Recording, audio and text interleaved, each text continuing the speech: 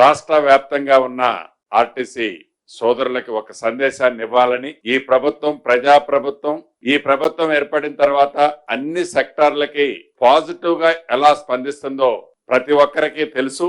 అదే విధంగా కార్మిక సోదరుల పక్షాన కూడా ఈ ప్రభుత్వం 100% పాజిటివ్ గా స్పందించి వారికి ఉన్న సమస్యలని ఎలా షార్ట్ అవుట్ చేయాలో చేసే విధంగా ఈరోజు కేబినెట్ లో ఫస్ట్ ఐటమ్ కింద దాన్ని టేక్ఓవర్ చేయటం జరిగింది. ఎక్కడా కూడా మీరు క్షణ ఆవేశానికి లోనై మీ మనసుల్లో ఎటువంటిది పెట్టుకోవాల్సిన అవసరం లేదు. ఈ రాష్ట్ర ప్రభుత్వం ఉద్యోగస్తుల పట్ల, ఆర్టీసీ కార్మిక సోదరుల పట్ల, రిటైర్డ్ అయిన ఉద్యోగస్తుల పట్ల కూడా ఈ ప్రభుత్వం 100% పాజిటివ్ గా ఉన్నదని కూడా ఈ వేదిక ద్వారా తెలియజేస్తున్నాం. రెండో విషయం, ఏదైతే రిటైర్డ్ అయిన ఎంప్లాయీస్ విషయంలో వాళ్ళ బెనిఫిట్స్ కోసమని ఆ ఎంప్లాయీస్ ఏదైతే ఇబ్బందులు పడుతున్నారో, ఒకటి నిజం, రాష్ట్ర విభజన జరగటానికి ముందు అంటే 2014 ముందు ఎవరైనా ఎంప్లాయీ గవర్నమెంట్ ఉద్యోగస్తుడు రిటైర్డ్ అయితే ఆ రిటైర్డ్ అయిన కపుల్ ఆఫ్ మంత్స్ లో వాళ్ళ బెనిఫిట్స్ అన్ని ఇచ్చేవాళ్ళు. తదుపరి రాష్ట్ర విభజన జరిగిన తర్వాత ఈ ప్రజా ప్రభుత్వం వచ్చిన మొదటి సంవత్సరం మేము పెద్దగా ఇవ్వలేకపోయాం. కానీ ఈ గడిచిన 28 నెలలలో ఫస్ట్ 12 నెలలు వదిలేసి మిగిలిన 14-15 నెలలలో ప్రతి నెల యావరేజ్ న 750 నుంచి 800 కోట్లు ఈ బెనిఫిట్స్ రిటైర్డ్ అయిన ఎంప్లాయీస్ కి సంబంధించిన వారి బెనిఫిట్స్ ఇస్తూ వస్తున్నాం. అయినా కూడా రిటైర్మెంట్ కి సంబంధించిన బెనిఫిట్స్ 6,000 కోట్ల పైచిలకు, రిటైర్మెంట్లకు సంబంధించిన ఎంప్లాయీస్ కి సంబంధించిన డిఫరెంట్ సెక్టార్ కి సంబంధించిన వారి బెనిఫిట్స్ ని ప్రభుత్వం ఇవ్వాల్సి ఉంది. ఇది ఈ గడిచిన ఈ 2 సంవత్సరాల్లో మేము ఇచ్చింది పోంగా ఇదంతా కూడా ఆనాటి 10 సంవత్సరాల్లో అక్యూములేట్ అవుతూ వచ్చింది. అయినా కూడా ఇవ్వాల్సిన బాధ్యత ఇవాళ ప్రభుత్వంలో ఉన్నాం, మేమున్నాం.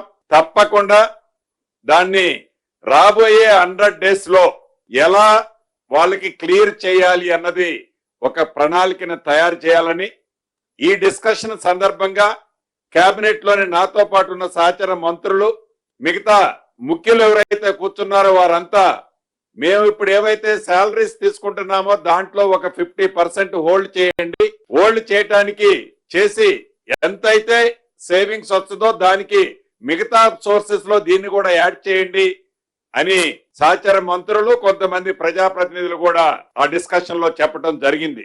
దీన్ని కూడా రాష్ట్ర ప్రభుత్వం మా వంతుగా మంత్రులు గాని ప్రజాప్రతినిధులు గాని 50% ఇప్పుడు తీసుకునే శాలరీస్ లో 50% ని హోల్డ్ చేసి రిమైనింగ్ ఆ హోల్డ్ చేసిన అమౌంట్ ని రిటైర్డ్ అయిన ఎంప్లాయీస్ తో ఇవ్వాలని, మిగిలిన అమౌంట్ ని కూడా 100 days లో ఒక ప్రణాళికను తయారు చేయడం కోసం ఇదే resources revenue resources committee sub committee ఏదైతే ఉందో కేబినెట్ సబ్ కమిటీ, గౌరవ ఉప ముఖ్యమంత్రి గారు బట్టి గారి ఆధ్వర్యంలోని committee as early as possible దాని ప్రపోజల్స్ ని తయారు చేసి నెక్స్ట్ మంత్ 4th నాడు మళ్ళీ కేబినెట్ జరగబోతుంది.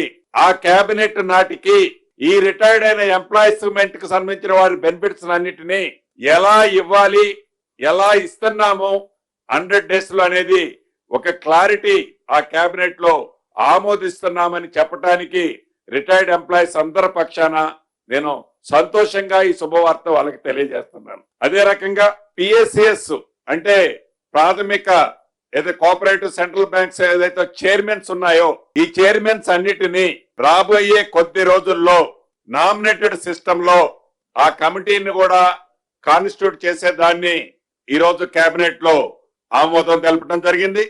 అదే విధంగా గచ్చిబౌలి స్టేడియంలోని 76 ఎకరాలు ఉంది. ఈ 76 ఎకరాలకు సంబంధించి ఆనాడు కాంగ్రెస్ ప్రభుత్వం అధికారంలో ఉన్నప్పుడు ఆ స్టేడియాన్ని నిర్మించడం జరిగింది దివంగత నేత రాజశేఖర రెడ్డి గారి టైంలో. 76 ఎకరాలకు సంబంధించిన దాంట్లో ఆనాడున్న ల్యాండ్ స్పేసియస్ గా ఆ గ్రౌండ్ ని ఏర్పాటు చేశారు.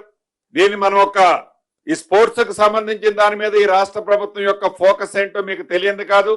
దీని మీద ప్రత్యేకమైన ఫోకస్ పెట్టి ఇప్పటికే దీన్ని చాలా టాప్ ప్రయారిటీ ఈ రాష్ట్ర ప్రభుత్వం ఇవ్వటం జరుగుతుంది.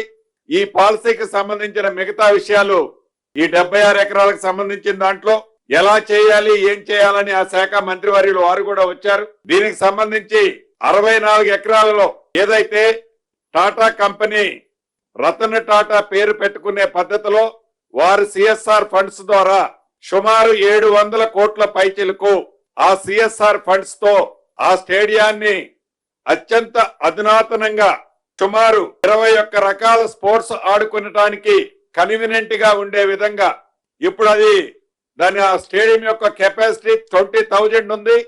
ఈ 20,000 కెపాసిటీని 50,000 కి పెంచే విధంగా దాంతో పాటు ఒక 12 ఎకరాలని పిపిపి మోడ్ లో ఓపెన్ టెండర్ సిస్టమ్ ద్వారా కమర్షియల్ ని డెవలప్ చేసి ఆ కమర్షియల్ లో వచ్చే ఇన్కమ్ ని ఈ స్టేడియం మెయింటెనెన్స్ కోసం వాడే విధంగా కేబినెట్ లో ఈ రోజు ఆమోదం తెలపడం జరిగింది.